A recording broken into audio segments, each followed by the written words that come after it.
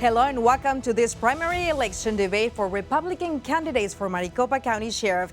This debate is sponsored by Clean Elections, the state's nonpartisan voter education agency. My name is Mari Rábago and I'm joined by Steve Goldstein, who will be co-moderating today's debate. The format for this debate will probably be familiar to you, but the way we're sharing this debate is part of a brand new effort to support democracy in Arizona. Thanks to a partnership with the Clean Elections Commission and the Arizona Media Association, we're working to make sure these 2024 debates are the most accessible in Arizona history. That means this conversation will air on a long list of local TV stations, radio stations, and digital platforms, including support from local newspapers.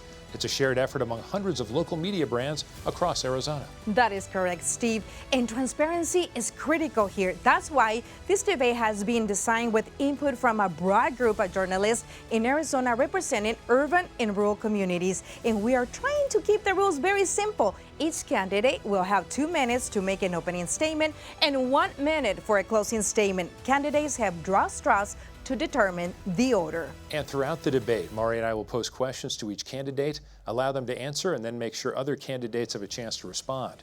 Whenever a question is directed to a specific candidate, only that candidate's microphone will be open.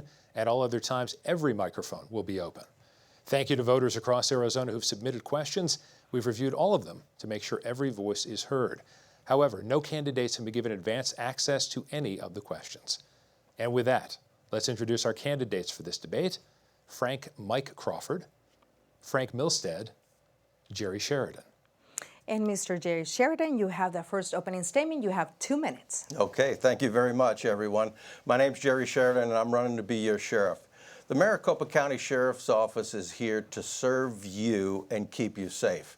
Sheriff's Office does this in 2 ways. Number one is they run the jail system for the entire county. There's 25 municipal police agencies that use that jail system.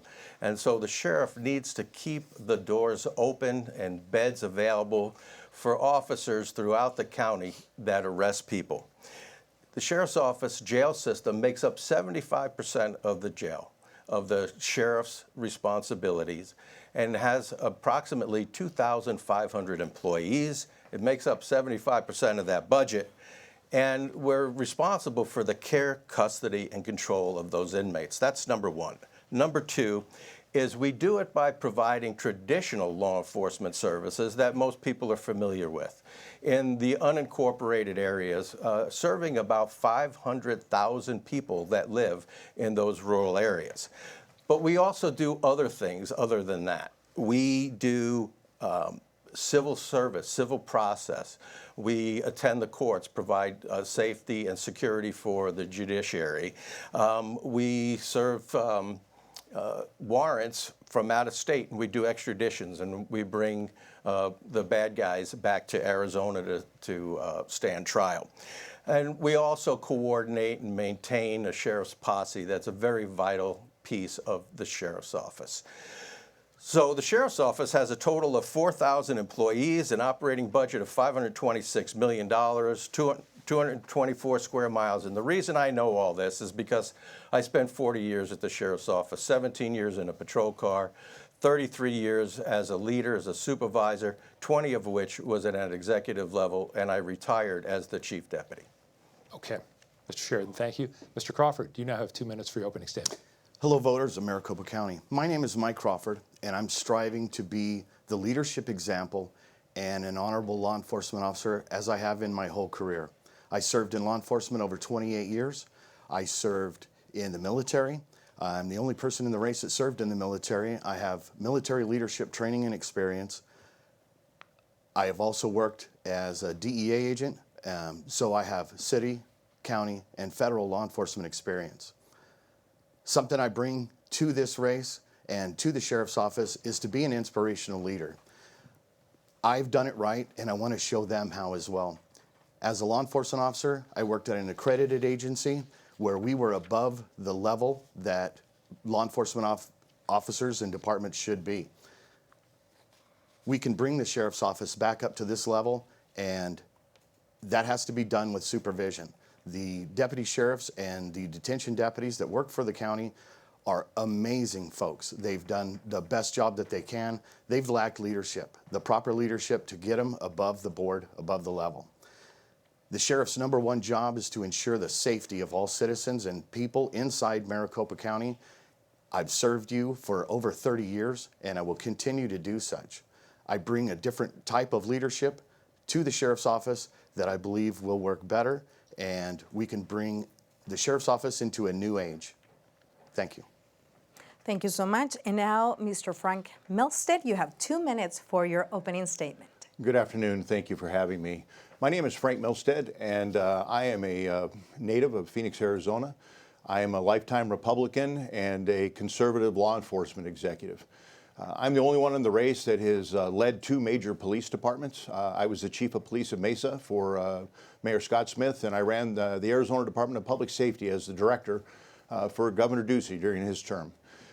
My experience goes back to 1985 when I was a neophyte patrol officer working the west side of Phoenix, and I spent 25 years there, almost every assignment rising through the ranks prior to heading to Mesa. I've also have a lot of experience with our federal partners. I built the Arizona Border Strike Force to combat migrant crime and drug trafficking into Arizona when I was the DPS director. I worked with the state legislature, the governor's office, Customs and Border Protection, and the White House to build the Border Strike Force. I sat with President Trump when he was figuring out what his immigration policy was going to look like, and then I was invited back to the Rose Garden when he announced his immigration policy to the rest of the country. My time in law enforcement has been successful.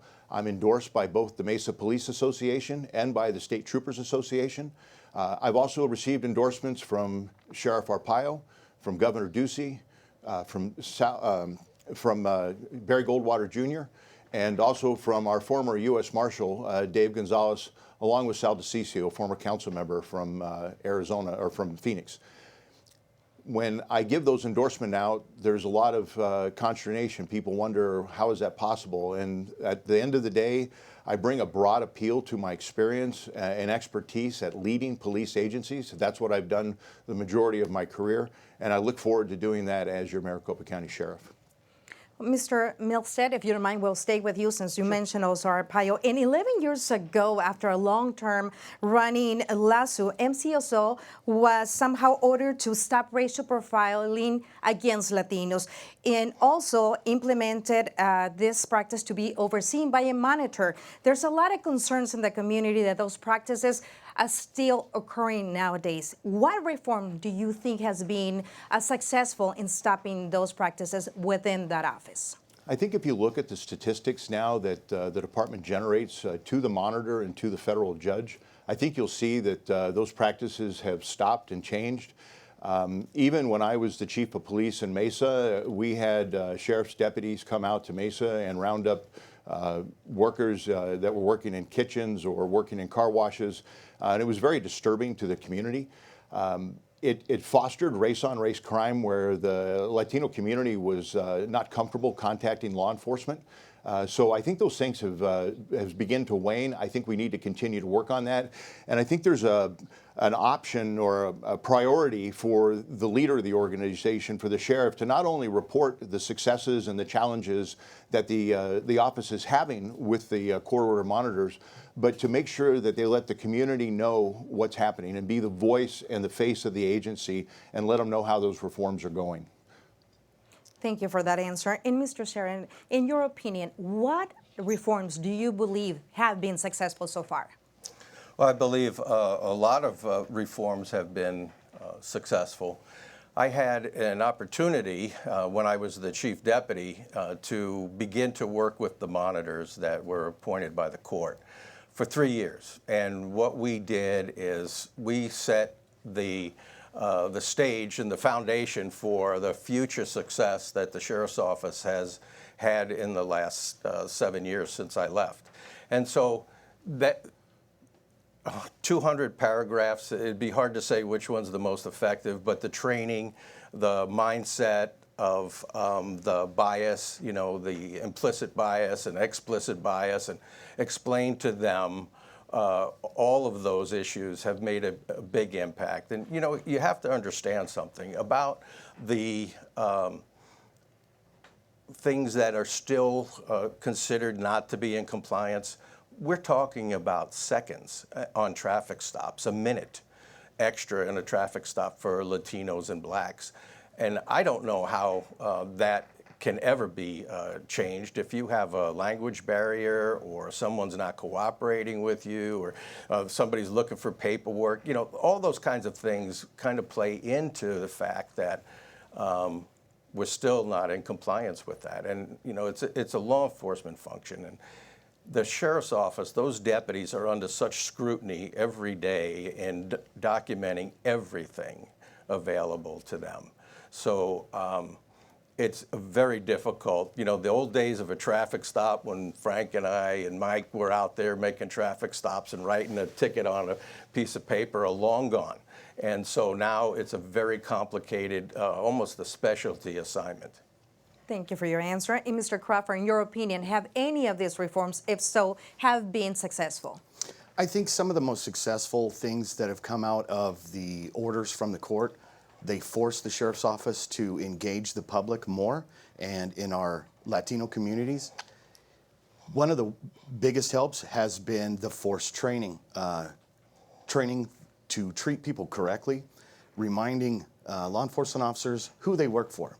In my entire career, I always remembered that I did work for the people. The people are my boss. We have to get back to that simple plan of remember who you work for, remember what you're out there for. Being a deputy sheriff is a calling. It's not just a job. It's a lifetime dedication to serving the people that you live around. We live in this community. We serve this community. We have to get back to the simple, not Mayberry, but the simple ideas of where we're from. Our country was founded on Christian beliefs and by volunteers. We need to get volunteers back in this country, in this county. We need to remind people who we're there for and what we're there to do. With the sheriff's office, we need to get more deputies in there so that we can catch up on the backlog of the internal affairs investigations. That has caused a huge issue. The deputies right now, their Bill of Rights, police officers have a Bill of Rights, has been suspended due to the backlog in the investigations.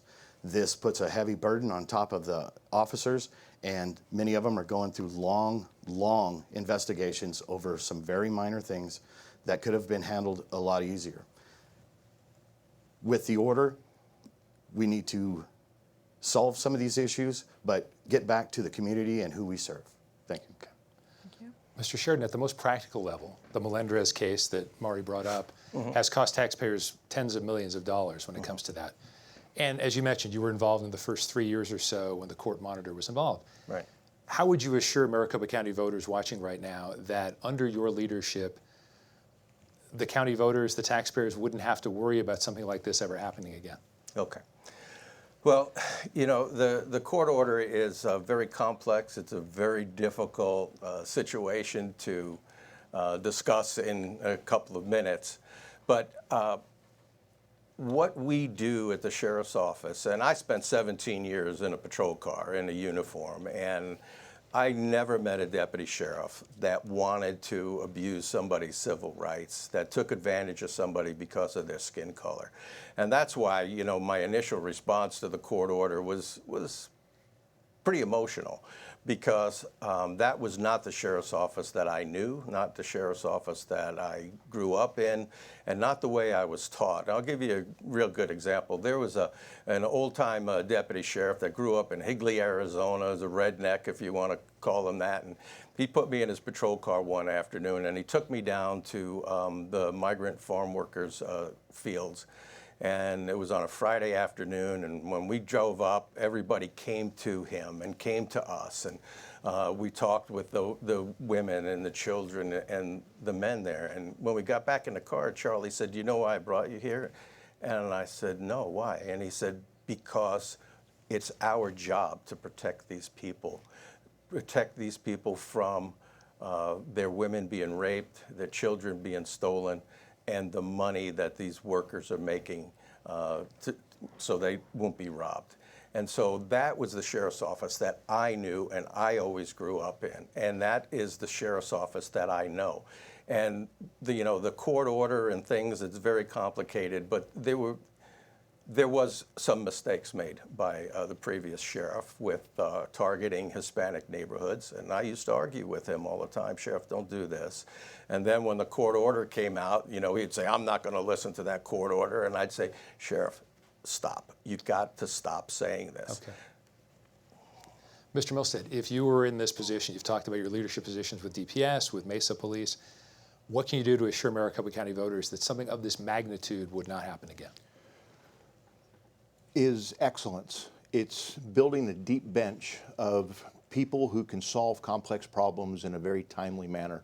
And that's probably the gift that I've had throughout my leadership career, is because I spent so much time leading police agencies, that I have a deep bench. I know people that are very talented, that are able to solve these issues. And if you look at the complexity of the orders, it only got worse. And that's the thing that I think is most disturbing.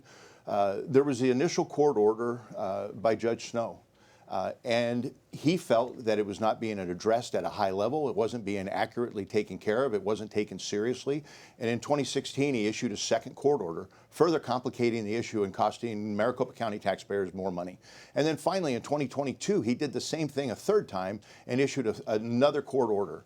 So my idea and my goal is this: to establish teams of people that I know and trust to look at these complex court issues and solve them. Put together the people and take it seriously, give it 100%, and move forward. If you look at the budget for the monitor, the budget for next fiscal year, they just approved $46 million to deal with the court order and with the monitor. And to me, that is just completely unacceptable.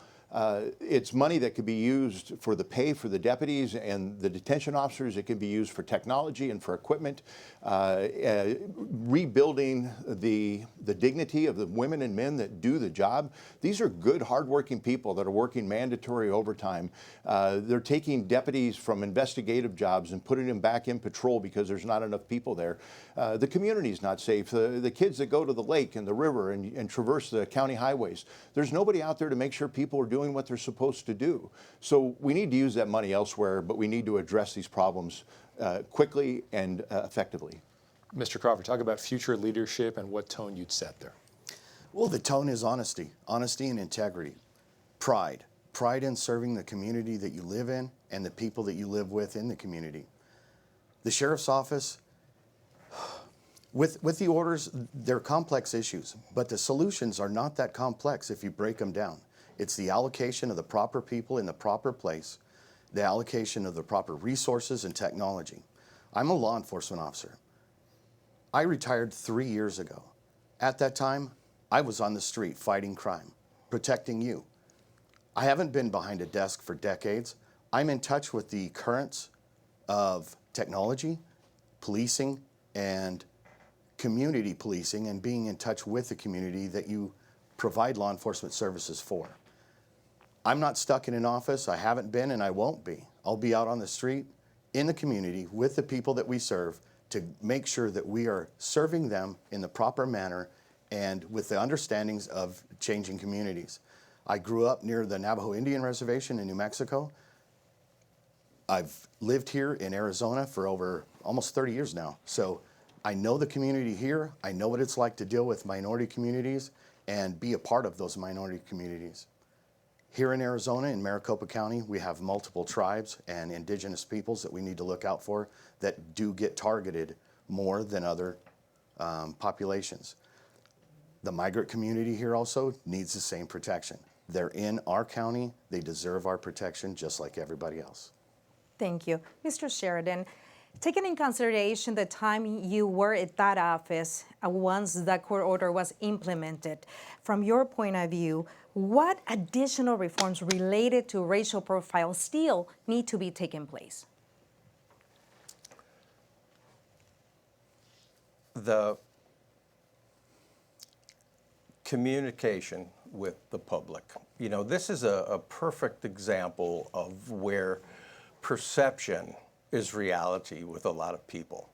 And like I said a few minutes ago, I don't know of any deputies, and we have a lot of Hispanic deputies also, that work diligently to protect our community. And so the reality is, you know, like I said, you've got a few seconds here and there on traffic stops, but the days of deputies targeting Hispanic neighborhoods, under the direction of the sheriff, by the way, are long gone. And I'll never forget the day the sheriff, the first time he sent me to the court, was the day after, it was way after the trial. It was 6 months after the trial. And he told me to go get what the judge's order when he issued it in June of 2012. And so I went there, and I came back, and I was flooded by the media with all cameras from all over the country. And they asked me, well, what's your comment? And I says, well, the sheriff's office is out of the illegal immigration business. But when I got back to the office, the sheriff chewed me out for saying that. So he is long gone, and he's not coming back. And the new leadership, hopefully it will be me, because I have that experience. I've dealt with all these issues with the court monitor and the deputies and getting the morale back, because that was a big blow to the morale. And people, deputy sheriffs, just want to go do their job, and I will let them do that. Thank you. Mr. Milstead, in order to protect public safety in the best interest for taxpayers too, from your point of view, what additional reforms need to take place when it's related to racial profiling in this office? When I was the chief of police in Mesa, we built forums with all sections of the community.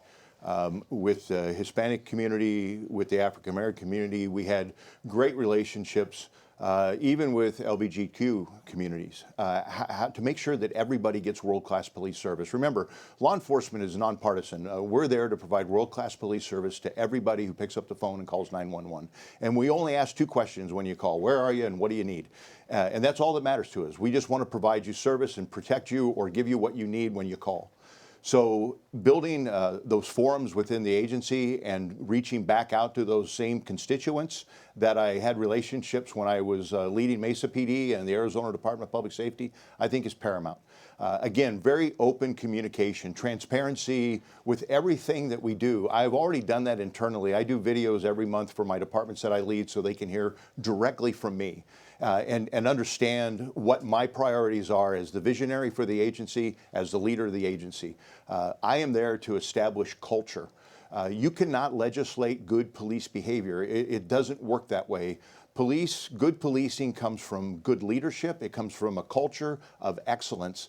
And everybody has to pick up that piece. And even when I was a patrol officer in Phoenix, the chief would publish the pillars of the department, and we all had to do our part to work on those pillars and to do something from each of us to make sure the chief and the agency and the community was successful. As a leader of the organization, you have to manage 3 number ones every day. You have to work with your community, you have to work with your elected officials, and you have to work with the men and women that you lead every day to build that culture. And so when you talk about reform, it's leadership, it's excellence, it's police service on a world-class level, and everybody needs to understand that, and they need to know what those pillars are and do their part to make sure it's done. Thank you. Mr. Crawford, from your point of view, what additional reforms need to be done related to this topic?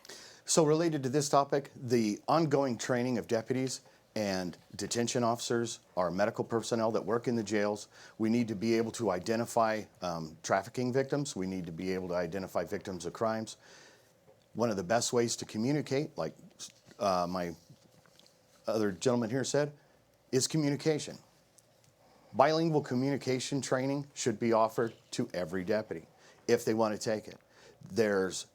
Should be an incentive plan for multilingual, bilingual, trilingual people to work in the department. We need to recruit more from the communities that we serve so that our department, your sheriff's department, reflects the community that we serve. We need to be very proactive in ensuring the deputies are following the proper procedures and statutes and along with the order. In doing so, I will be out in the field with those officers and in the jails with the corrections officers to make sure that what they're doing is correct and to gain immediate feedback on how we're doing as supervision and how the department's doing and what gaps need to be filled. Obviously, we need more manpower, and that comes from being a solid leader.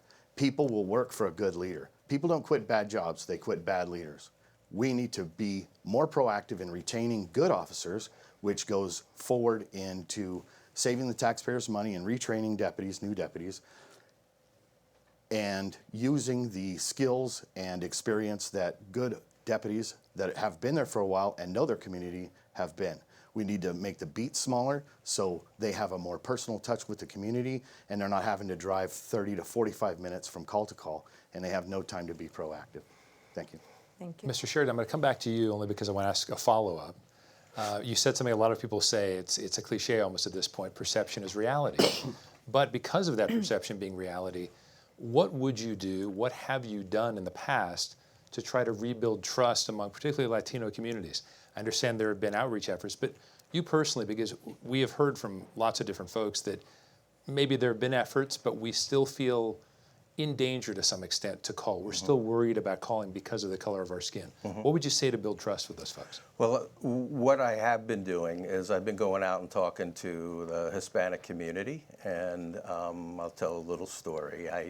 A few years ago, I was sitting with this older Hispanic man, and he wasn't real fond of me because of, you know, what job I had had prior. And so we sat there and we talked for about 2 hours. And at the end of that, we talked about faith. We talked about my opinions about the illegal immigration and the open border and what visions I have for the sheriff's office. And at the end of that conversation, he had a tear in his eye and he gave me this. He gave me his rosary and a hug. And we've been good friends since then. And so what the issue is with all law enforcement is people need to know who we are. And sometimes it's difficult and the media gets in the way from us doing that, okay? The perceptions that people have of us because of that issue. But individually, I know those deputies are out there doing the best that they can, and I need to communicate that in a way that doesn't have all the falderall around it. Mr. Milstead, I'm going to emphasize the word trust. How would you rebuild trust specifically with the Latino community? I think it's just that open communication. I think it's out there talking to them, visiting with clergy, visiting with faith-based groups, different activist groups. And it doesn't matter if you're pro-police or anti-police. We build relationships with everybody. And we have to be out there to talk with them and let them know what's going on. I think you can show them stats. I think you can give them numbers, but I think what they believe is what they feel and what they experience. So what is that traffic stop like? You know, how did you train the deputies to make a traffic stop and to deal with somebody of color? What is that perception they have? Are they open about what they've done? How did they approach the car? What were the first words that they said? So all of those come into training. But again, numbers will never buy you solace. It's what you feel in your gut. It's what you feel in your soul. And there's members of this community that were here through Senate Bill 1070. They felt the anger and the hate to the Hispanic community that 1070 brought, and they haven't gotten over it. And I think they see police in a different light. I don't think the media helps with law enforcement. I think they continue to try to erode trust in law enforcement. And I've been in law enforcement 35 years, and I can tell you that in Arizona, there is no systemic racism in law enforcement. There is no cover-up by police executives for misconduct by law enforcement officers. That doesn't happen. Anybody that tarnishes the badge, that makes people lose faith, trust in the agency and the law enforcement, they need to leave. They have to go find something else to do. Without public sentiment, no police department is successful. You need the public to vote. You need the public to be your juror. And on your worst day, you might need the public to be your backup. So build that public trust, build sentiment. But the idea is, how are people treated and what do they feel? Okay. Mr. Crawford, talk to us about trust. So what Frank just said about there's no cover-ups to cover up malfeasance in office in law enforcement, and leadership in law enforcement isn't doing bad. That's why we're where we're at, is because that happened. That's why people are angry with the sheriff's office, and that's why we're under this court order that's cost us hundreds of millions of dollars, not tens, sorry. We have to step away from the dinosaur law enforcement era. Stats are out the window. Trying to look at numbers and decide how you're going to police a community is ineffective. Stats are, you get out of them what you put in. You put garbage in, you get garbage out. People manipulate stats and things to build their narrative. We have to get away from statistic-driven law enforcement. We have to get back to community-driven law enforcement. Be in the community. What does the community need? How can we provide it in the most professional, standard, and way possible? And then deliver it. Make good on your promises. We have to be involved with the community so they can help us help them. We work for the community. We need to stand on that pillar and never forget the community should dictate how our law enforcement responds. We can also have a Citizens Academy, invite people from the Latino community to come in and see what law enforcement officers face every day. It will get them involved. Give them ownership of their sheriff's office because this is their sheriff's office. They will never be my deputies. They will always be your deputies. They will always work for you. I will always work for them. Thank you. Mr. Crawford, following up on your response, do you believe the court should still be involved in the oversight of MCSO? And if so, why? So I do, because they haven't met the bar that they were supposed to. I worked for an accredited agency. Normally, there's the standard where law enforcement should be. MCSO has not hit that mark. The department I worked for in the past was way above. I know how to get that there. I know how to bring MCSO above the mark to teach them how to be true leaders in the community, in their own department, and we can bring that back. Thank you. Mr. Sheridan, what is your position on this question? Do you believe the court should still be involved? Well, I believe that this process of having a court monitor is something that goes on into perpetuity. If you look at law enforcement agencies across the country that have had monitors, though they go on for years. For example, the monitor the sheriff's office currently has is also the monitor in Oakland, the city of Oakland in California. And they've been there for over 25 years and they've still not reached compliance. So this is an issue that needs to be addressed. And how I will address it is very simple. I will communicate through my lawyers, obviously, directly with the court, because the monitor is there. And I know, because I've worked with the monitor. And I stood out in the heat one day waiting for him. He was an hour late the very first day he got there. And I had my suit on and I was out there and I said, you know, Bob, I said, you know, we haven't gone through this before. The sheriff's office hasn't gone through this before. I need your help. I need your help to help me do this. And they said, oh, I'll help you. Sure, Jerry. Well, the first time I asked him for help, he looked at me and he goes, I'm not here to help you. I'm here to monitor what you do and the decisions you make. So that's the difficulty. That's the difficulty that I had for the 3 years I dealt with the monitor, and the current administration has had for the last 7.5 years. And if you look at some of the things that Sheriff Penzone said, and when he noticed everybody that he was resigning, he was saying the same thing that I'm telling you now. It's a very difficult thing. And like I said, I've never met a deputy sheriff that did anything because of the color of somebody's skin. Thank you. Mr. Milstead, do you believe the court should continue to be involved in the oversight of MCSO? What I believe is that the women and men that work there are providing great service to the county under very difficult circumstances. The monitor itself is a negative influence on the morale department. It's why there's retention issues. It's why there's recruitment issues. They don't have an ideation or an inspirational leader of what they do in the department.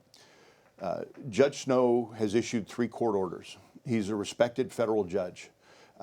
Whatever is in those orders that has not been met, and I have not been privy to that, so my opinion is a little bit, I'm a little careful with it because I don't have empirical data to support that. But there's orders, they've been written, and one of two things has to happen. They either need to be met, they need to be negotiated through, or that you have to, I guess the third thing would be that you could use legal action against it. But at the end of the day, let's resolve the issue, let's get them behind us, and let's move forward in building a world-class sheriff's office. And having deputies out on the road when some kid walks up and says, hey, I sure love being a deputy, I'd love to work here. And you want that deputy to go, you do want to work here. This is a great place. We have great leadership. And not that, hey, don't come here because we're not allowed to do police work. We're being watched on everything we do.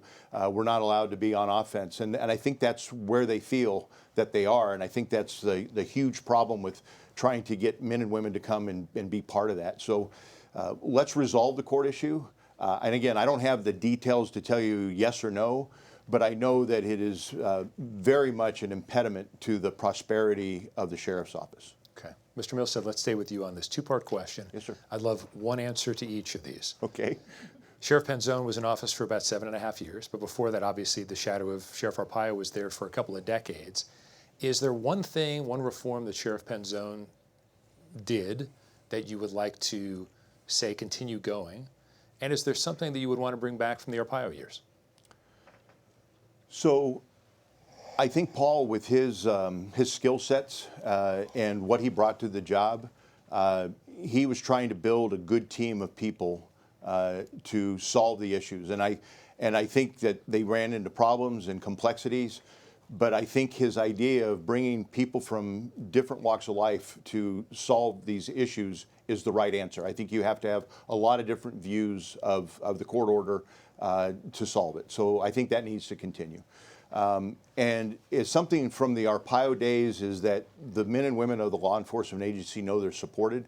They know that their leader has their back and that they can be on offense and they can go out and fight crime, put together crime fighting models that keep people safe, that let you go out and recreate and know that that people are there keeping an eye on things. So I think it's Joe's tough on crime that we need back, because I think we all can feel it and sense crime on the rise in Maricopa County. And that tough on crime is really what we need to do, and to get bad people off the streets and get them prosecuted by the county attorney so they can go to jail and serve their time.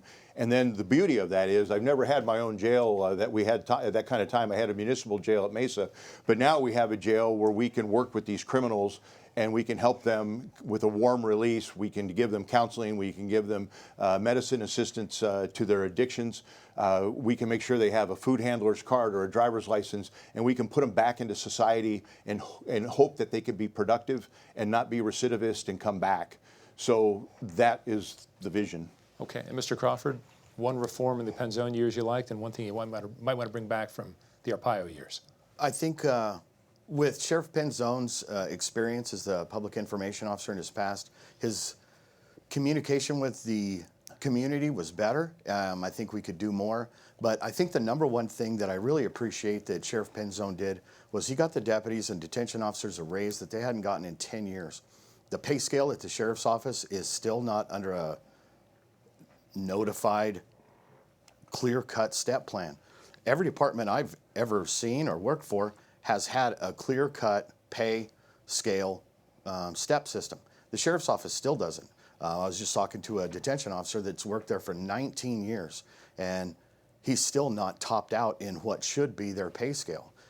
This can't occur. You can't retain officers. You can't retain good people with good experience. And he was Hispanic. He has a family to raise. We talked about it a long time. We were sitting in church, and we have to get back to taking care of the people that take care of us. The money that's being wasted on this monitor, and to clarify, I don't mind the monitor being there, monitoring the sheriff's office, but I think the costs and it being it's prohibitive because the monitors are being paid, so they are incentivized to not go along with the orders and to say that the sheriff's office isn't complying, because some of them are getting tens of millions of dollars a year. With Arpaio, I think the shadow of Arpaio is standing next to me here with both of them. One worked for him for over 20 years and another one's endorsed by him. I think we need to get away from that type of hardcore, tough as nails law enforcement. We need to be involved more in the community, more receptive to what the community has to say and to offer to us so we can offer better services to the community. Mr. Sheridan, one reform you like from Penzone, one thing you'd bring back from Arpaio? Well, Sheriff Penzone was very good at communicating with the public because of his PR background, and his outreaches to the community were very effective. And we talked about that perception a little bit ago, and we need to work on that. And every law enforcement agency needs to work on that. So as far as Sheriff Arpaio, he really did care about the people that worked at the sheriff's office, whether you were a civilian employee, janitor, whether you were a dispatcher, detention officer, or deputy sheriff. And he really cared about those people at the line level, and people understood that, and they're more energetic to go to work every day and do their job. So that's a key thing. You know, I ran those jails for 12 years as the chief, and Tent City was something that I'm contemplating on bringing back. I probably won't be able to put tents out there, but that type of housing really helped us manage the inmate population. It cut down on the amount of drugs that are currently in the jail system, which is an epidemic level right now. And it also allowed us to do something really good about having work release and work furlough.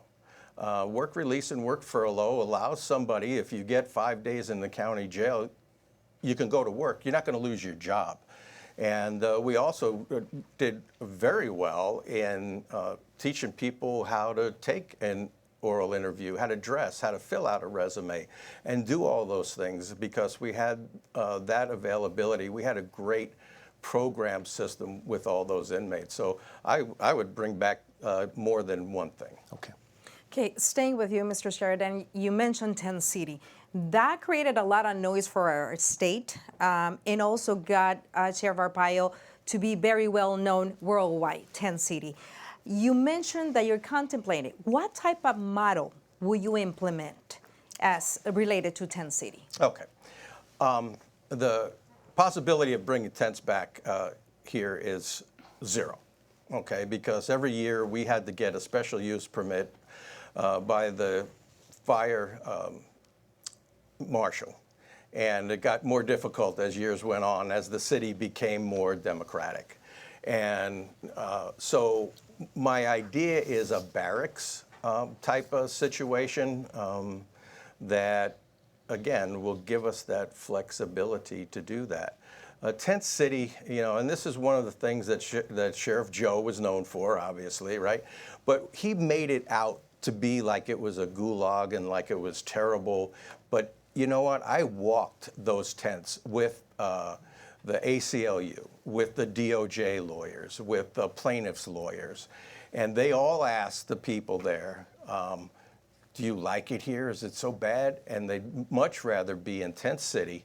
I would say 90%, not everybody, but 90% of the inmates that were in Tent City loved to be there. They rather, well, maybe love isn't the right word.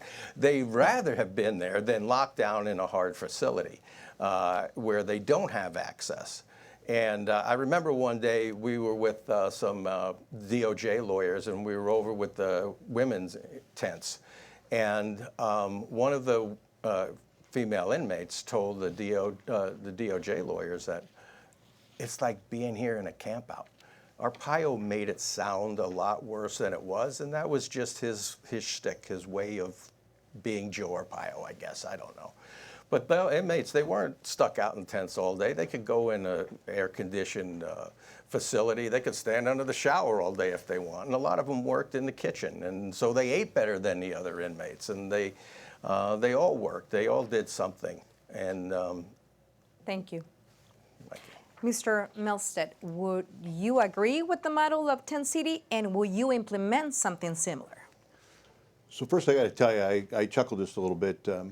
Mike wanted to infer that somehow with Joe's endorsement that I'm Joe Arpaio, and that's somehow a negative. When, according to Joe, Mike had called Joe 2 days before he endorsed me and asked for his endorsement. So I get a little chuckle out of that. And I'm not Joe, but I think what Joe sees in me is a team player, and that's what he wants from the county sheriff's office. He wants somebody that will work with other agencies. I worked with Joe very closely when I was at Phoenix.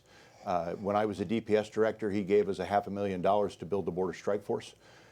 When the county needed assistance from another police agency, whether it was I was at Phoenix, Mesa, or at DPS, we provided that assistance. So I want to address that. As far as Tent City, I have no issue of bringing Tent City back. There's all kinds of issues, logistics, costs, and things. But what I think is important that does need to be brought back is a trustee program. Where the women and men that are incarcerated, and if you look at the jail population right now, there's about 6,000 inmates in the jail, and 1,200 of them have a bond that is less than $1,000, but we're still clothing them, feeding them, giving them medical attention, and housing them and securing them with Maricopa County taxpayer dollars. So there needs to be a system put back in place, a trustee system where they can do yard work. They can trim the trees, mow the grass, they can work in the motor pool, they can work along the highways to clean the highways again, or just working in the jail system itself to keep it clean and tidy. But they need to have a way to work off that bond so they can go back and work their way back into society and be productive. The system that is in place now for us to pay for people that only owe less than $1,000 every day is, to me, very nonsensical. Thank you. Mr. Crawford, will you implement a model similar to Tent City? No, and former chief of the jails, Mr. Sheridan, just described how it was ineffective.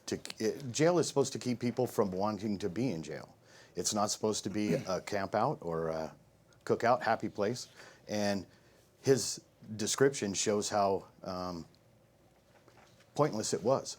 We were paying for a tent city area where people would rather be than in the jails, the hard jails, the buildings that we're already paying for. I don't see why we should charge taxpayers in Maricopa County more money for something that's ineffective when we already have hard facilities that we are already paying for the maintenance, the utilities, and the manpower to be in. Tent City is the dodo bird. It's gone. It won't come back, and I don't think we need it. I think we need more programs in the community to keep people from committing crimes and stop incentivizing some of these releases. People are showing up right now and they're getting, it's like kindergarten. They get a snack pack and a gift bag, and they're on technology tablets, and they're still offending from inside the jails. We need to get a handle on that.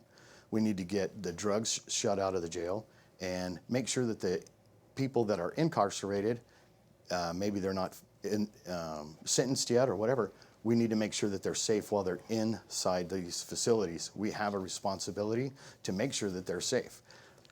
People inside jail facilities on drugs are also a danger to law enforcement officers and our corrections people. We need to make sure that they are taken care of. I called Joe Arpaio to wish him happy birthday, and I did actually decline his endorsement. Gentlemen, we're coming to the close of this debate. I'd like to address something 30 seconds. that Mike brought up. Okay. I didn't mean to insinuate that it was a cakewalk in Tent City, because you're still sleeping at 100 degrees at night, and you're working. We had the inmates work. And I think most people would probably say that they have a friend or a family member, a neighbor, that they know that went to Tent City and they don't drink and drive again, that they straightened up. And matter of fact, several of my biggest supporters are people that spent time in Tent City because it turned them around. Okay. Gentlemen, 60-second response to this one as we come to the close of this debate. Mr. Crawford, let me start with you. To what degree, if any, should MCSO be involved with immigration status, checking that? Because people have been concerned that for a while that distracted from other cases. Right now, none. Maricopa County Sheriff's Office is actually not allowed to do any immigration enforcement, and they shouldn't be. Until we get everything at the Sheriff's Office up to par, get out of this lawsuit and the oversight, which is needed right now, but we need to get the Sheriff's Office to the level where this oversight is no longer needed and be more involved in the community. We have to reorganize how the sheriff's office works. There's a lot of ways that we can change things in the jail, and we have to bring the sheriff's office technology-wise. They're lacking in a lot of things there, but we can do it, and they are simpler solutions than people make it out to be. It just needs to be looked at from a reasonable and responsible manner. Okay. Mr. Milstead, should MCSO be involved with immigration at all? They're enjoined by the court to not be involved, so no, they should not be. Again, where this all started was a failure on the administration to take care of immigration and migrant crime. And I think that is where we do need to be involved. We need to be involved on criminal predicate, no matter who's committing those crimes. When I was the chief of police in Mesa, we put together a crime-fighting model that drove crime down in Mesa to 60-year lows.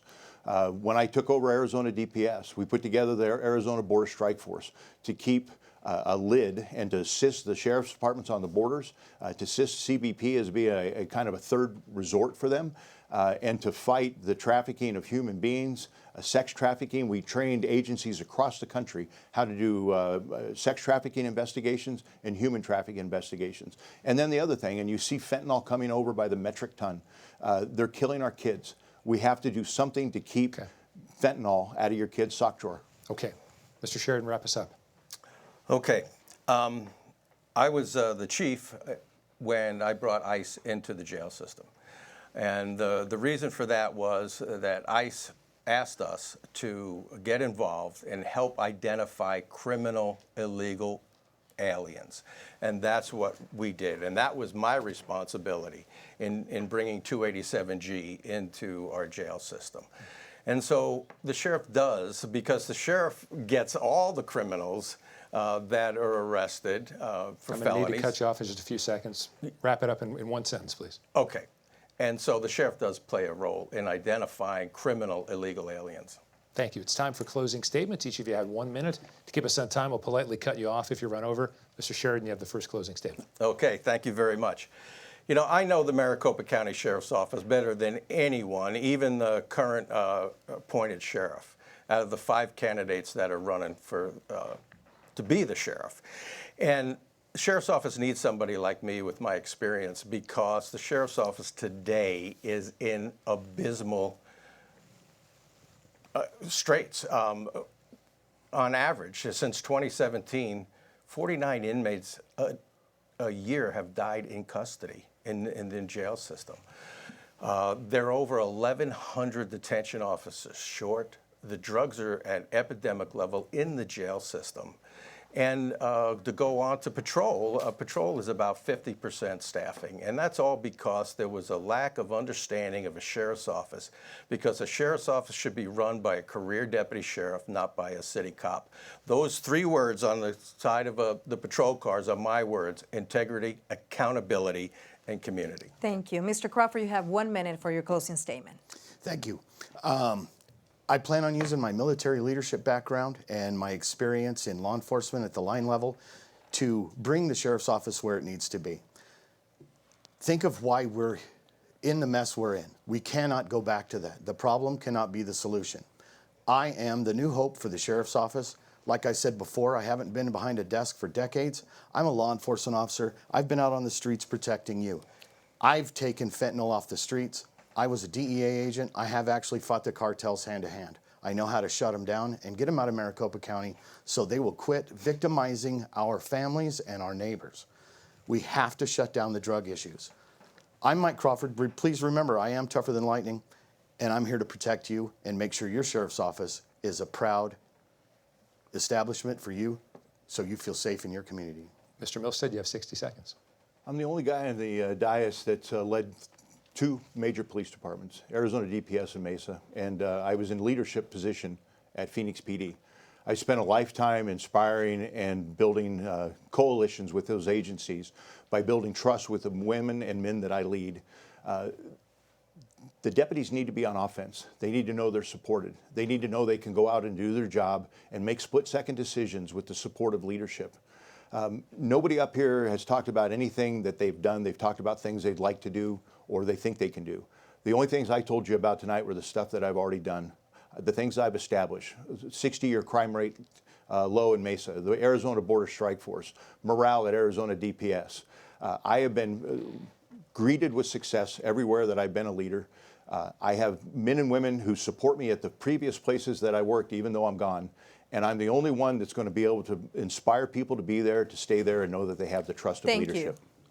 This wraps today's debate with the Republican candidates for Maricopa County Sheriff. As a reminder, the Arizona primary election is on July 30th, and early voting starts July 3rd. All registered voters can participate in the primary, including independents. There are a lot of offices up for election this year, so we'll keep hosting debates through the November election. Head to azmedia.org to see a list of every local media partner, plus upcoming debates and where you can find them on TV, radio, and digital platforms. You can also see the full debate schedule, learn more about clean elections, and submit questions for future debates by heading to azcleanelections.gov. On behalf of our partners at Clean Elections, the Arizona Media Association, Reister, and Bitfire Studios, thanks for joining us.